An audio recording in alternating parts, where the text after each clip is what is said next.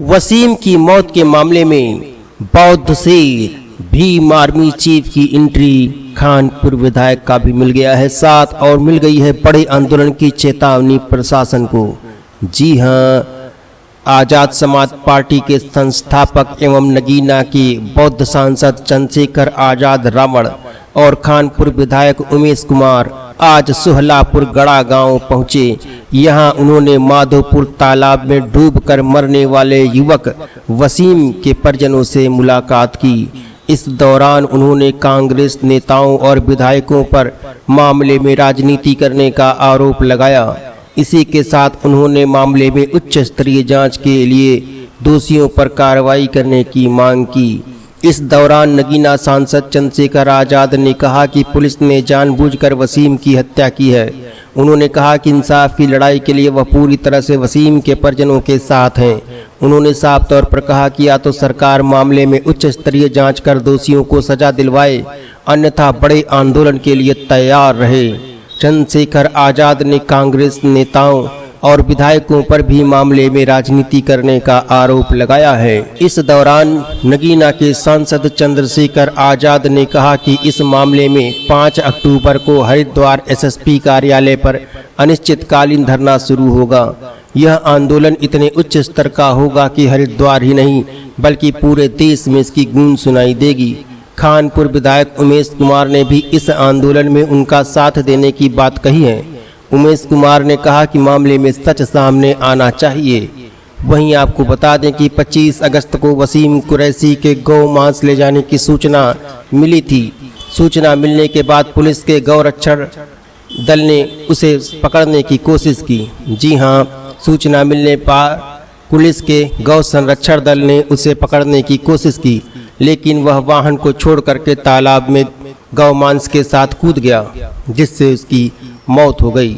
युवक की मौत के बाद परिजनों ने आरोप लगाया था कि पुलिसकर्मियों ने वसीम को तालाब में डुबाकर मारा है। हालांकि इसके बाद पूरे मामले को लेकर के हंगामा शुरू हो गया और उसके बाद बौद्ध धर्म को मानने वाले, जय भीम नमो बुद्धाय का नारा लगाने वाले चंद्रशेखर आजाद रावण ने आज पहुंच करके और वसीम के परिजनों से मुलाकात करके पूरे के पूरे माहौल को फिर से गरमा दिया है। वहीं बौद्ध धर्म को मानने वाले, जय भीम नमो बुद्धाय का नारा लगाने वाले चंद्रशेखर आजाद के पहुंचने के बाद वसीम के परिजनों ने भी एक नए सिरे से आंदोलन करने की तैयारी शुरू कर दी है। 5 को इन्होंने पिछली बार रुड़की में किया था और इस बार 5 को होगा हरिद्वार आंदोलन होगा।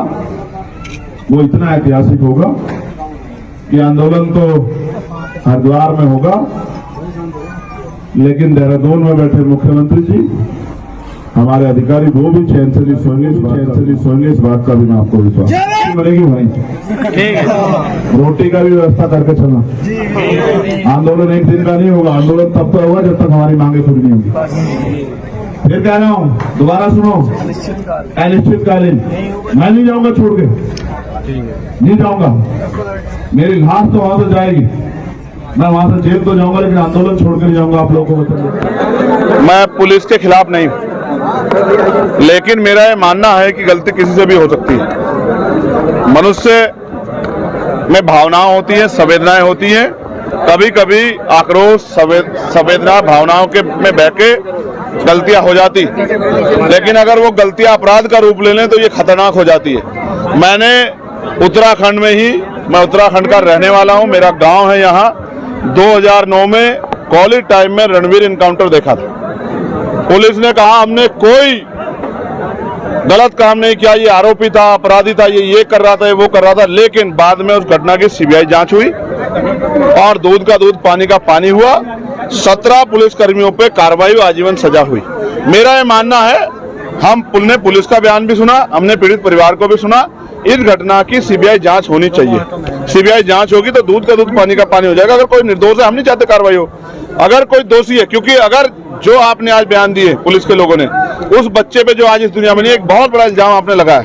हमारी मंशा ये है कि लोगों में आक्रोश है, उसकी निष्पक्ष जांच हो, सीबीआई द्वारा जांच हो, और जो भी इसमें आरोपी हो, जिसने भी जो अपराध किया, उसको उसकी सजा मिले। मैं परिवार के साथ खड़ा हूं। मैंने परिवार को विश्वास दिलाया है हमने 5 तारीख को अगर हमारी मांगे नहीं सुनेगी, इसमें एफआईआर अब तक दर्ज नहीं हुई है।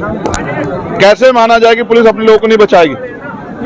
झूठे इनकाउंटर हो रहे हैं, बुलडोजर चल रहे हैं, भाजपा की सरकार में गरीबों का दमन हो रहा है। तो हमने ये मांग की है कि हमारी मांग को सुना जाए, वरना 5 तारीख को 5 अक्टूबर को एक बहुत बड़ा आंदोलन, अनिश्चितकालीन आंदोलन हम लोग जिला मुख्यालय हरिद्वार पे करेंगे और देश भर के अपने लोगों को वहां बुलाएंगे कि भाई लोग हमारी आके मदद करें और हमें इस लड़ाई को लड़ने में हमारे साथ खड़े हैं और जिससे इस परिवार को न्याय मिल सके। मुकदमा क्यों नहीं लिख रही है पुलिस?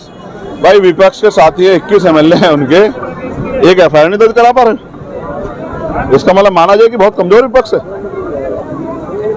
मैं तो उम्मीद करता था कि 21 एमएलए को जाके मुख्यमंत्री के बाहर, दफ्तर के बाहर धरना देना चाहिए था, क्योंकि पुलिस के बारे में मैंने आपको बता दिया, वो तो राजधानी थी। देहरादून में जो हुआ पुलिस ने किया, कोर्ट ने सजा की, सीबीआई ने जांच की, आम आदमी ने नहीं की। और वो राजधानी, जब राजधानी में हो सकता तो यहाँ क्यों नहीं हो सकता?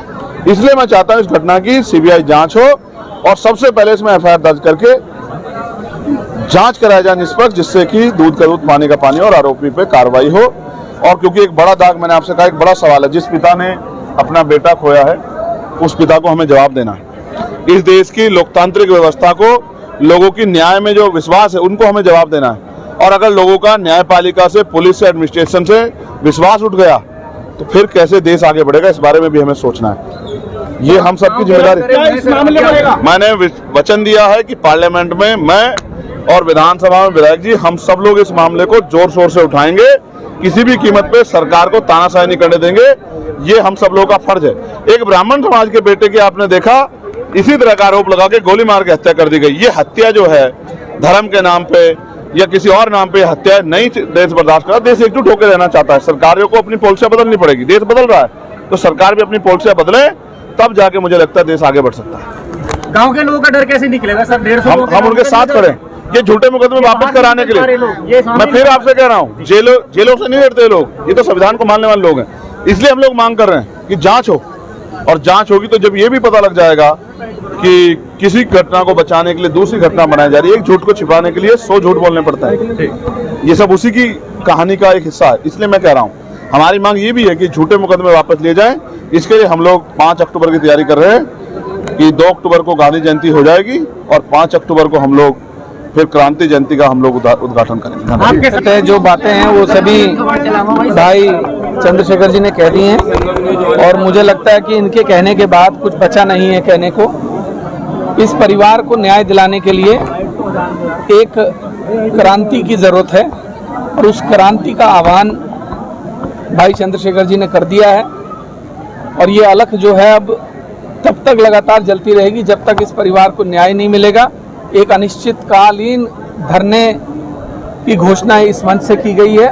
5 अक्टूबर को एक आंदोलन की शुरुआत की जाएगी और इस परिवार को न्याय दिलाने के लिए एड़ी चोटी का जोर लगाया जाएगा। और जैसा कि भाई चंद्रशेखर जी ने कहा कि देश भर से लोगों का आह्वान होगा, यहीं के नहीं, मैं उत्तराखंड के हरिद्वार जनपद के हर बच्चे से, हर व्यक्ति से अनुरोध करता हूं, आग्रह करता हूं कि घरों से निकलो और वसीम को न्याय दिलाने की लड़ाई में हमारा साथ। क्या विधानसभा में उठाएंगे? बिल्कुल उठाएंगे। भाई जब संसद में उठाने को तैयार है तो विधानसभा में हम क्यों नहीं उठाएंगे?